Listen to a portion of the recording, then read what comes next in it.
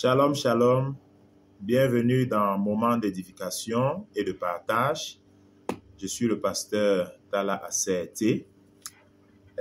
Aujourd'hui, nous allons lire dans le livre de Jacques au chapitre 4, les versets 7 à 8. Je vais lire ici à partir de la version Louis II. Là, il est écrit « Soumettez-vous donc à Dieu, résistez au diable, et il fuira loin de vous. » Verset 8. « Approchez-vous de Dieu, et il s'approchera de vous. Nettoyez vos mains, pécheurs, purifiez vos cœurs, hommes irrésolus. » Aujourd'hui, je vais parler sur le thème « Tu as tout pour vaincre l'ennemi dans ta vie. » Tu as tout pour vaincre l'ennemi dans ta vie.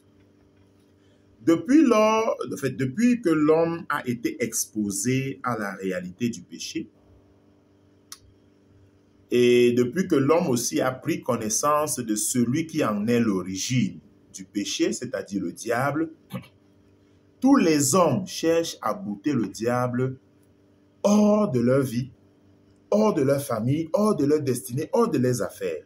En fait, chacun cherche à mettre l'ennemi hors d'état de nuire de tout ce qui le concerne. Sauf que la réalité est que beaucoup, dans ce processus, emploient les méthodes ou bien alors procèdent de la façon inappropriée pour essayer de bouter, de chasser l'ennemi de leur vie, de chasser son influence de leur vie et de tout ce qui les concerne. Par exemple, si vous voyez quelqu'un qui est animé, quelqu'un qui porte une malédiction, déjà que la malédiction vient de l'ennemi.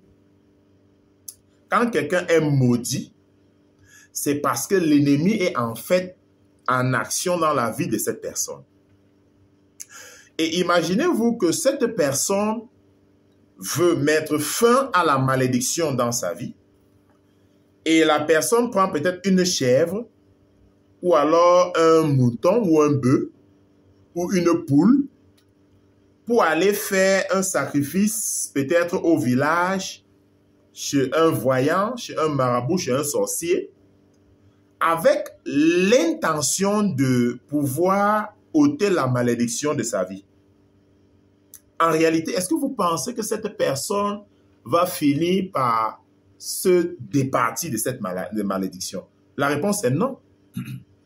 Si quelqu'un a des problèmes dans sa vie, si quelqu'un a des problèmes, si quelqu'un vit des situations qu'il ne peut expliquer, et il veut résoudre ce problème, et il se dit que peut-être en se joignant peut-être à une secte pernicieuse, peut-être parce qu'il veut la bonne aisance, il veut peut-être réussir dans la vie, et au contraire, il se joint à une secte pernicieuse dans le but de pouvoir résoudre le problème de la pauvreté ou bien le problème de la misère dans leur vie. Il est certes vrai que sur le plan physique, ils pourront avoir du cash, de l'argent, de l'influence. Mais cette influence, ce cash, cet argent, cette gloire, entre parenthèses, sera au prix de quoi? Et d'où est-ce qu'ils viennent? Ils auront ces choses. Bien sûr, du diable. Ça veut donc dire que tu ne peux pas aller chez le diable pour pouvoir vaincre le diable. C'est très simple. Qui est assis sur les sectes? Qui est le patron des marabouts, des sorciers, des féticheurs? C'est bien l'ennemi, le diable. Qui est l'ennemi de l'homme en général? C'est le diable.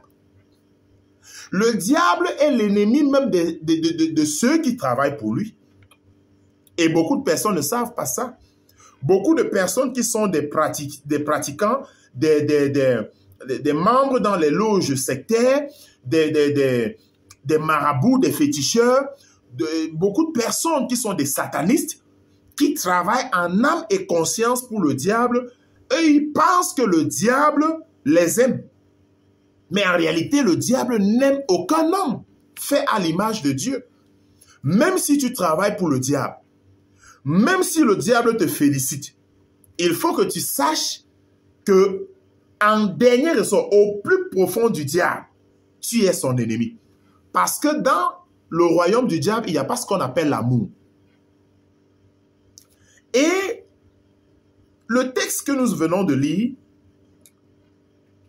ici, le Seigneur, c'est-à-dire par la bouche de l'apôtre Jacques, est en train de nous donner, donc il nous fait comprendre le secret par lequel nous les hommes, même le marabout, même le sataniste, même le féticheur, peut employer pour vaincre l'ennemi dans sa vie et pour parvenir à la lumière et à la connaissance de Dieu et de son royaume. La première chose qu'il dit, c'est au verset 7, il dit, soumettez-vous donc à Dieu. Le premier secret que le Seigneur, ton Créateur, met entre tes mains, toi homme, toi femme, toi personne qui m'écoute, si tu veux vaincre l'ennemi dans toute situation de ta vie, si tu veux mettre l'ennemi hors d'état de nuit de ta vie, la première chose que la parole de Dieu nous dit, c'est que tu dois te soumettre à Dieu. La soumission à Dieu est le premier palier après que toi tu aies donné ta vie à Dieu, à Jésus-Christ. C'est le premier palier, c'est le premier escalier dans le fait de vaincre l'ennemi dans ta vie. Parce que tu dois comprendre, accepter le Seigneur Jésus-Christ dans sa vie n'implique pas automatiquement la soumission à Dieu. Parce que se soumettre, c'est un processus. Et ce processus, c'est quelque chose que tu dois accepter de mourir en toi-même, à ta propre volonté. Parce que du coup, Dieu ne vient pas te violenter, mais Dieu voudrait que tu exerces ta liberté, ton autonomie, ton libre arbitre et ton libre choix pour décider de te soumettre à lui. Chaque homme a des principes dans la vie. Chaque homme a des objectifs dans la vie. Mais quand tu deviens enfant de Dieu, quand tu veux te soumettre à Dieu, cela implique donc une autre chose. Parce que deux fois, ce que Dieu va vouloir de toi ira à l'encontre de ce que tu aimes, ira à l'encontre de ce que tu veux, ira à l'encontre de ce que tu as un jour souhaité. Et c'est justement là que le défi se trouve. Et c'est à ce niveau que beaucoup de chrétiens, beaucoup de personnes qui marchent avec le Seigneur sont calés. Parce qu'avec le Seigneur voudrait que toi, tu te soumettes à lui de plein gré. Que si le Seigneur, tu lis dans sa parole, tu comprends que la parole de Dieu te dit, tu ne mentiras pas, tu ne voleras pas, tu ne commettras pas d'adultère, tu ne commettras pas de fornication, tu n'adoreras pas peut-être les idoles. Prenons le cas des idoles. Beaucoup de personnes, nous avons des idoles dans nos vies. Même avant que nous ne connaissions Christ, nous avons des idoles. Beaucoup adoraient les crânes des ancêtres, adoraient des divinités, beaucoup adorent les astres, beaucoup adorent plein de choses. En fait, qu'ils considèrent comme leur Dieu. Mais la parole de Dieu dit quoi? Tu ne te prosterneras devant aucune image taillée. Bon, maintenant, toi qui écoutes ça, la parole de Dieu dit dans le livre d'Exode, « Je suis l'Éternel », Exode chapitre 20, « Je suis l'Éternel ton Dieu, tu n'auras point d'autre Dieu devant moi. » Bon, maintenant, tu as grandi dans une société, tu as grandi dans une culture, Et selon ta culture, il faut chaque fois aller faire la libation, peut-être au dieu du village, au dieu de la famille, sur la tête des ancêtres. Peut-être tu vas aller rendre un culte aux morts et cette chose prend la place de Dieu. Or, la parole de Dieu te dit, tu ne devrais pas avoir d'autres dieux devant le grand Dieu Yahweh. Maintenant, pour vaincre l'ennemi dans ta vie, parce que tous ceux qui adorent ou bien qui sont vautrés à autre chose que Dieu dans leur vie sont sous l'influence de l'ennemi, même s'ils ne le savent pas. Le fait d'avoir un amour pour ces choses, de rendre un culte à ces choses, veut directement dire que tu es manipulé, tu es utilisé par l'ennemi. Mais maintenant, si tu parviens à la connaissance de la parole de Dieu, comme tu m'écoutes, et tu décides maintenant que à partir d'aujourd'hui, comme j'ai écouté la parole de Dieu, je décide d'abandonner ces choses. Je me soumets maintenant à la parole de Dieu. Quand tu vas te soumettre, c'est-à-dire décider ne plus peut-être rendre un culte aux morts, ou bien faire des libations, ou bien rendre un culte aux astres, ou bien adorer des idoles, en ce temps, tu es déjà en train de briser l'influence de l'ennemi dans un pan de ta vie. Et puisque tu le fais, le Seigneur est là donc pour te soutenir. Beaucoup de personnes veulent peut-être vaincre l'ennemi, peut-être dans le domaine de la corruption par exemple. Il se trouve qu'ils ne peuvent pas faire sans corrompre. S'ils frappent un bureau, ils ne veulent pas perdre de temps, ils veulent simplement corrompre et puis passer. Mais la corruption n'est pas... Les enfants de Dieu ne doivent pas faire la corruption. Et maintenant, tu arrives dans un bureau, tu veux que tes dossiers passent, tu es pressé, mais quand tu vois la tendance, tu sens que c'est la corruption qu'on attend. Et là, tu veux que tes dossiers passent. Qu'est-ce que tu dois faire? Vas-tu corrompre?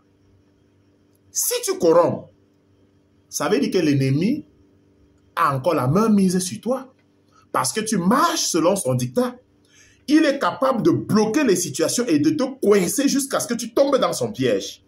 Oh, bien-aimé, ce que tu cherches là, le Seigneur est capable de te donner. Mais tu vois, le Seigneur n'est pas simplement dans l'optique de nous donner des bonbons. Non, c'est pas ça. Le Seigneur est dans l'optique de bâtir la vie des hommes.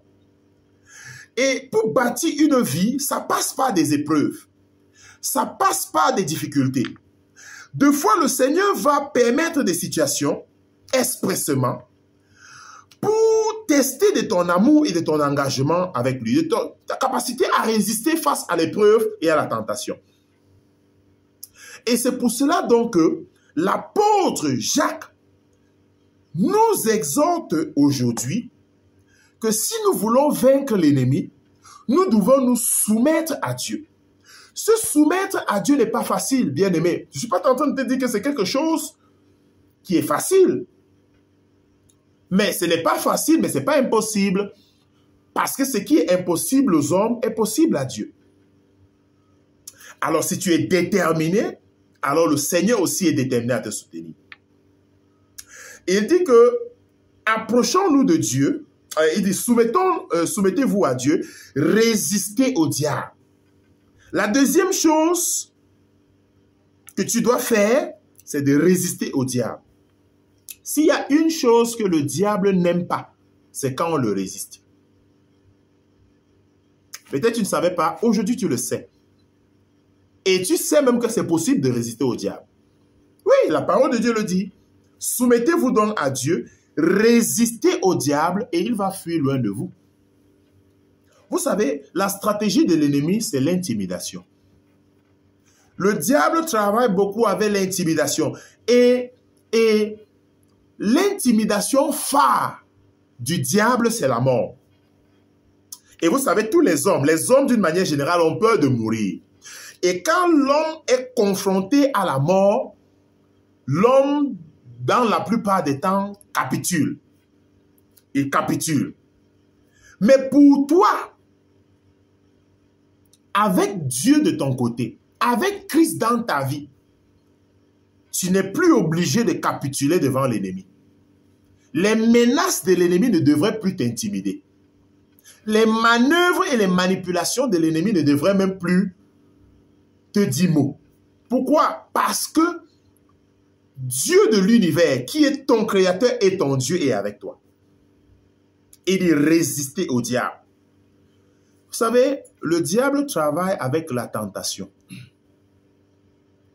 La Bible dit que si quand quelqu'un est tenté, qu'il ne dise pas que Dieu, c'est Dieu qui est en train de me tenter.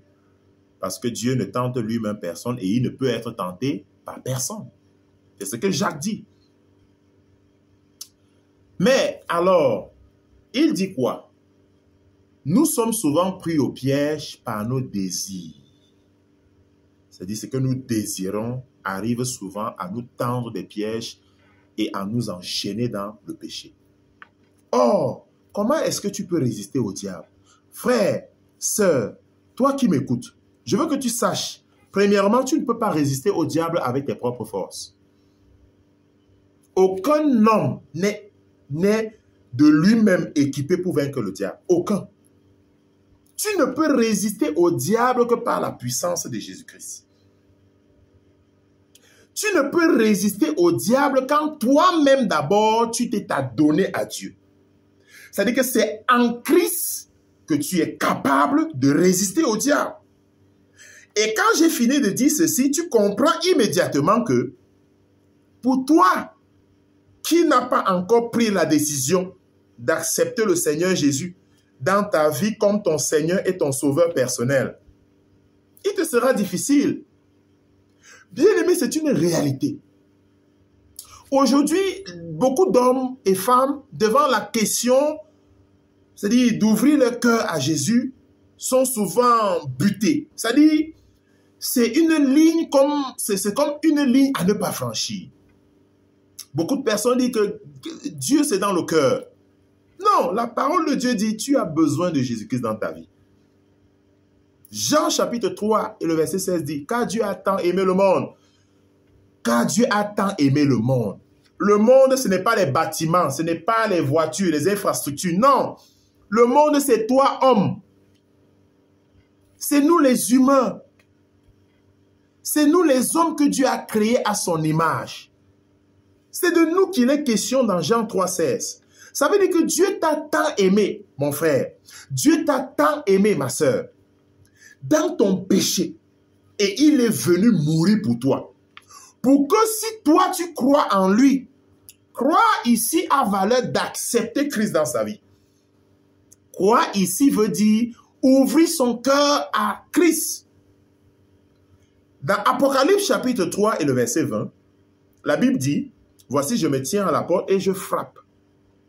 Si quelqu'un entend ma voix et ouvre la porte, moi je vais entrer chez lui, je vais dîner avec lui, je vais souper avec lui, et lui, il va souper avec moi.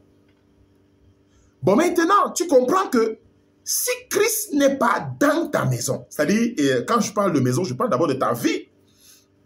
N'oublions pas que la Bible dit dans le livre de Corinthiens que ton corps est le temple du Saint-Esprit, c'est-à-dire le temple de Dieu. Quand on parle de temple, ce n'est pas premièrement les infrastructures religieuses, non. Le temple où Dieu habite, c'est notre corps.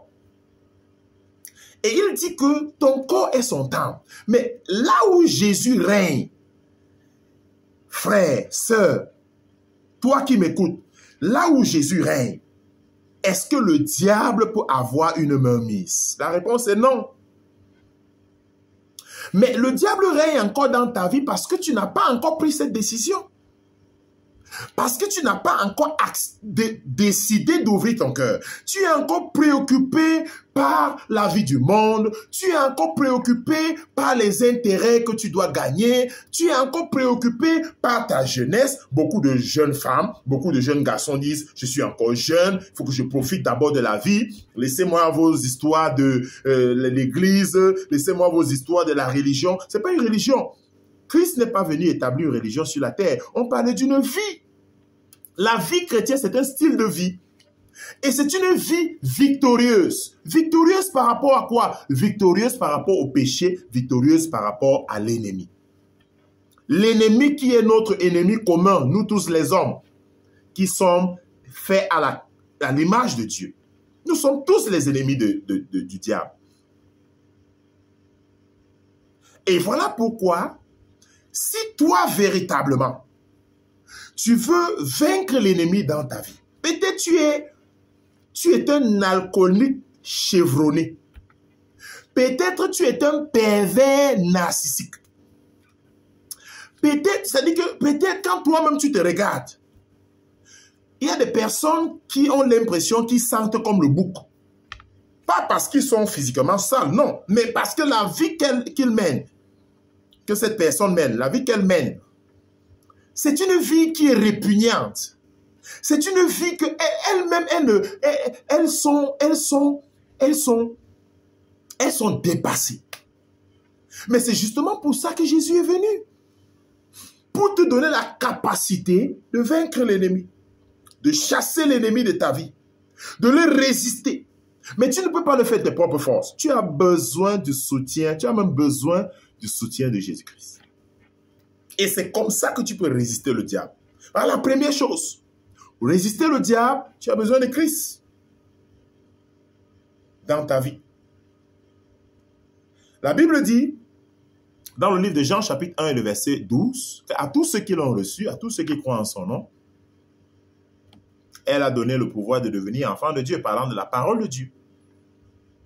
Au commencement était la parole était avec Dieu, et la parole était Dieu. Et c'est cette parole qui est Jésus-Christ. Et tous ceux qui acceptent cette parole, c'est-à-dire acceptent Jésus-Christ, cette parole que je te donne aujourd'hui, c'est capable de te sauver. C'est capable de te libérer.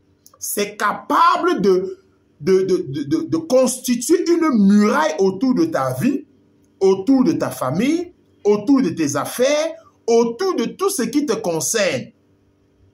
Pourquoi? Parce que quiconque est enfant de Dieu devient la prunelle des yeux de Dieu, devient la propriété privée de Dieu. Et personne ne peut te toucher. Tu auras des combats, mais tu seras victorieux. Pourquoi? Parce que à tous ceux qui l'ont reçu, elle a donné le pouvoir de devenir enfant de Dieu. Ce pouvoir que tu reçois le jour où tu deviens enfant de Dieu, c'est justement ce qui te donne maintenant la force de résister au diable. De telle enseigne que toi qui étais peut-être avant, tu étais quelqu'un qui était un bandit. Et même quand tu décidais que je ne vais pas voler, quand l'heure de voler arrivait, tu ne parvenais pas à t'empêcher. Mais maintenant, quand tu deviens enfant de Dieu, même si tu es tenté par le vol, tu as la puissance de dire non et de ne pas faire. Donc voilà comment on résiste au diable. Et ceci, ce n'est pas par ta puissance. Ceci, ce n'est pas par quoi que ce soit qui émane de toi. C'est par la puissance de Dieu en toi. Donc c'est ça, bien-aimé. C'est ça, mon frère. Tu n'as plus besoin d'être esclave de l'ennemi. Tu n'as plus besoin d'être esclave de la haine. Il y a beaucoup de personnes qui détestent. C'est-à-dire, ils te haïssent pour rien du tout. Il y a des personnes qui sont animées, c'est-à-dire que par une jalousie mal placée. Une jalousie qui est mortelle. C'est pour toi que le Seigneur Jésus est venu. C'est à toi que cette parole s'adresse. Toi qui n'es pas sérieux, toi qui n'es pas... Tu es un homme marié, tu n'es pas responsable. Tu es un jeune homme. Tu es en train de te chercher. Mais tu te permets toutes les distractions. Tu n'es pas concentré sur ton avenir. Tu te dis qu'il faut que je profite ici, je profite à gauche, je profite à droite. Et c'est comme ça que tu es dispersé. C'est pour toi que cette parole est adressée. Toi qui vis dans la délinquance à outrance. C'est-à-dire que toi, la mauvaise compagnie, c'est ton domaine de définition. pour toi, tu es que dans les jeux au hasard. Il y a des personnes même, c'est-à-dire que les jeux au hasard, les tiercés, bon, ce sont des jeux au hasard comme ça. Et beaucoup de personnes ont été détruites par ces choses. Beaucoup de personnes ont été rendues esclaves, irresponsables. Pourquoi? Parce qu'elles se disent, oh, je vais tenter, je vais gagner. Non, tu es esclave. C'est pour toi que le Seigneur Jésus est venu. Et c'est à toi que cette parole s'adresse. La troisième chose, si tu veux vaincre l'ennemi dans ta vie, c'est que tu dois t'approcher de Dieu. Tu peux vaincre l'ennemi en t'approchant de Dieu. On s'approche de Dieu dans la prière. On s'approche de Dieu dans la méditation, la lecture de sa parole. Pour connaître exactement ce que Dieu dit pour toi, les promesses qu'il a faites pour toi. Si tu ne lis pas la parole de Dieu, comment tu vas même savoir la stratégie de l'ennemi contre toi? Si tu ne lis pas la parole de Dieu, si tu ne développes pas une vie de prière, si tu ne vis pas dans la sanctification, c'est-à-dire tout le temps regarder sa vie pour voir si tu es en règle avec Dieu ou pas, comment est-ce que tu vas vaincre l'ennemi? Tu ne peux pas. Mais le Seigneur voudrait que tu puisses t'approcher de lui dans la prière. Une autre chose, il dit, purifie ton cœur. Purifiez vos cœurs, pécheurs. Le cœur, la Bible dit, le cœur de l'homme. C'est-à-dire, c'est du cœur de l'homme que viennent toutes les méchancetés du monde. Et c'est ce cœur que Dieu te demande de purifier. Il y a des personnes qui ont emprisonné des personnes qui les ont offensées dans leur cœur. C'est-à-dire, dans la famille, au travail, il y a des personnes, ils ont gardé ces personnes dans leur cœur. Toi qui gardes quelqu'un dans ton cœur, tu as constitué des prisons dans ton cœur. Tu as enfermé les membres de ta famille. Tu as enfermé les amis. Tu as enfermé les collègues. Comment peux-tu résister à l'ennemi? La parole de Dieu te dit, purifie ton cœur. Purifier ton cœur veut dire, libère ces gens. Pardonne-les, quelle qu'en soit l'offense. Pardonne-les. Libère-les de ton cœur. Ensuite, Dieu pourra occuper ce cœur. Et puis enfin, la dernière chose, c'est nettoyer vos mains. Nettoyer vos mains. Ces mains-ci que Dieu nous a données. Beaucoup de personnes les utilisent pour commettre des sacrilèges. C'est avec ces mains que beaucoup de personnes ont tué. C'est avec ces mains que beaucoup de personnes ont volé. C'est avec ces mains que beaucoup de personnes ont signé des décrets ou bien des personnes ont signé des trucs de détournement. C'est avec ces mains. C'est avec ces mains que des personnes ont avorté, ont tué des enfants que Dieu leur a bénis avec dans leur sein. C'est avec ces mains que des personnes sont allées faire des pratiques. Ils ont lancé des sorts, des sorts aux personnes. Avec ces mains. C'est avec ces mains que des personnes touchent des choses impures. Le Seigneur dit, nettoyez vos mains. Beaucoup de personnes ont les mains remplies de sang. Beaucoup de femmes ont les mains remplies de sang. Pourquoi? Parce qu'on ne peut pas compter combien d'enfants est-ce qu'elles ont évacués dans les toilettes, dans les poubelles. Beaucoup de médecins ont aidé à ces choses. Et ce n'est pas bien. La vie doit être préservée.